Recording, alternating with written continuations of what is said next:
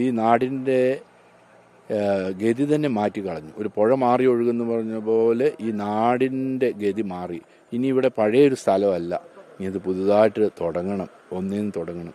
എത്രയോ കുടുംബങ്ങൾ, ഏറ്റവും കുറഞ്ഞൊരു 30 കുടുംബങ്ങളെ ഇത് ബാധിച്ചു. ഒരാൾ മരിച്ചു, 30 കുടുംബങ്ങളെ ഇത് ഇല്ലാണ്ടാക്കിയെന്ന് തന്നെ പറയാം. അവർക്കിനി ഇവിടെ താമസിക്കത്തില്ല. ജോലി പോയി, അവർ ജീവിക്കുന്ന സാഹചര്യങ്ങൾ പോയി, എല്ലാം പോയി.